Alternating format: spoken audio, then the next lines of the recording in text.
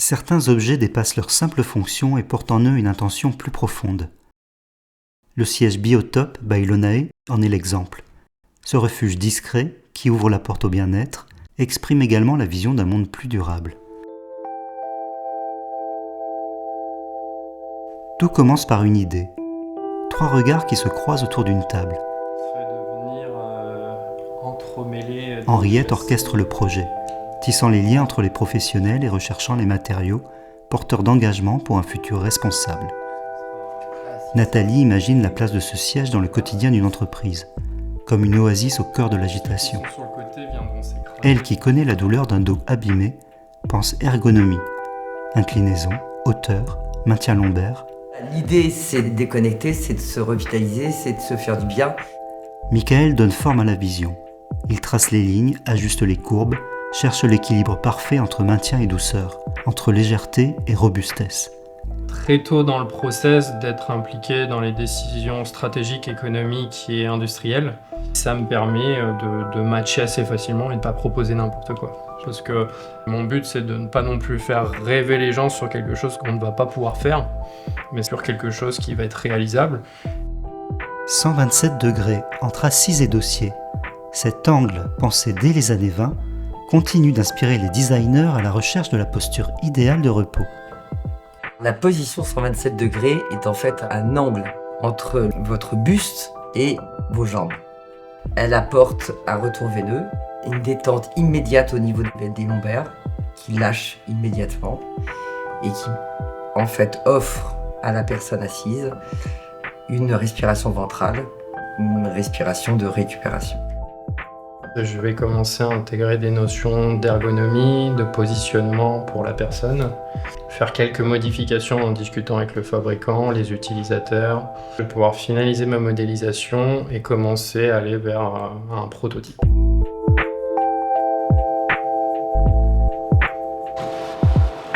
Le gabarit est transmis à l'atelier de fabrication où la structure prend réellement forme. Les tubes d'acier pleins qui constitueront les renforts sont soigneusement découpés et les tubes creux formant le squelette principal sont cintrés pour obtenir la courbure souhaitée.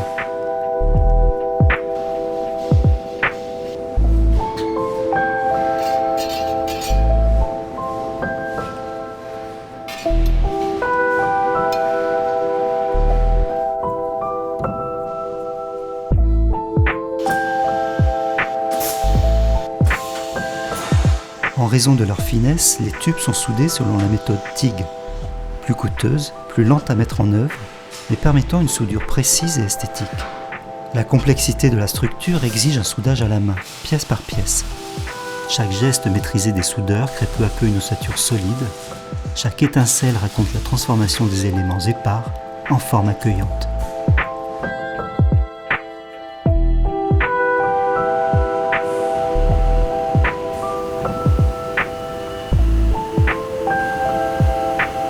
Puis vient le revêtement. Le parcours lent des structures les conduit d'un tunnel de lavage où elles sont dégraissées vers la zone d'application d'une peinture en poudre projetée au pistolet électrostatique. Attirée par la force de Coulomb, la poudre adhère provisoirement sur les pièces. Elle s'y fixera définitivement par polymérisation à la fin du périple, au passage dans un four.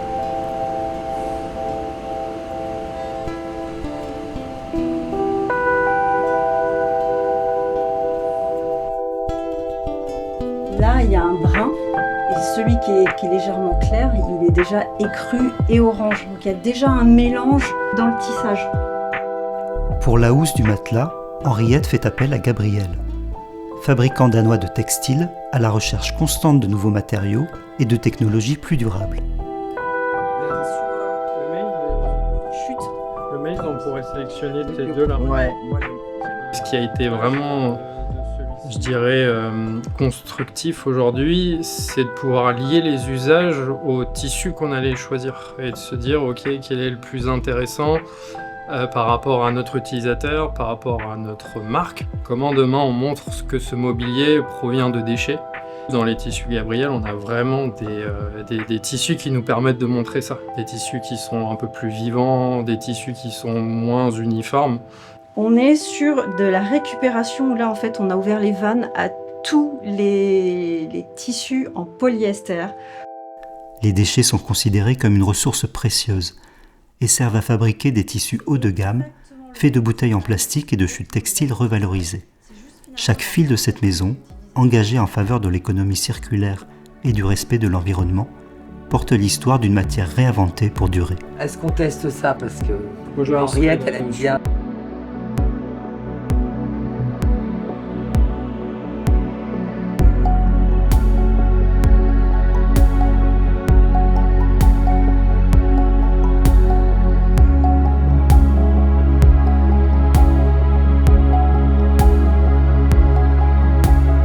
Le gabarit il a été fait, donc après on va tracer sur le tissu.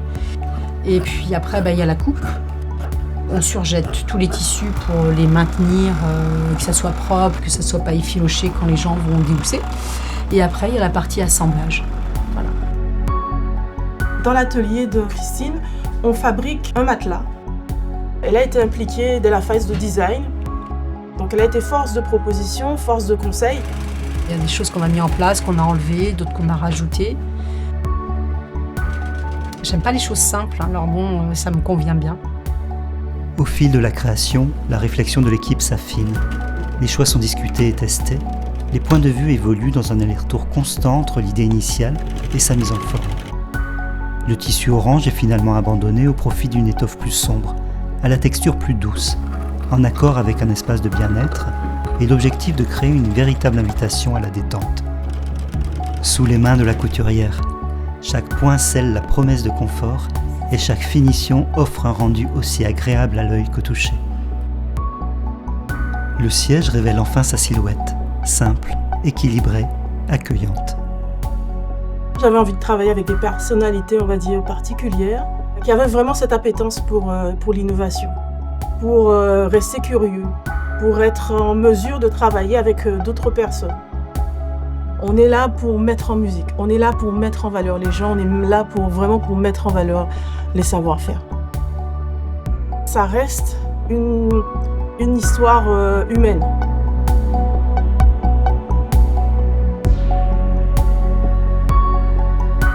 Ce siège est le fruit d'un savoir-faire collectif.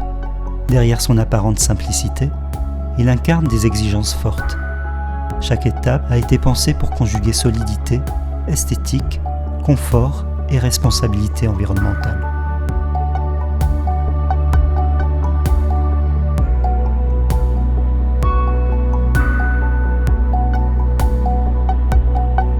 En un instant, le corps se relâche et se laisse porter.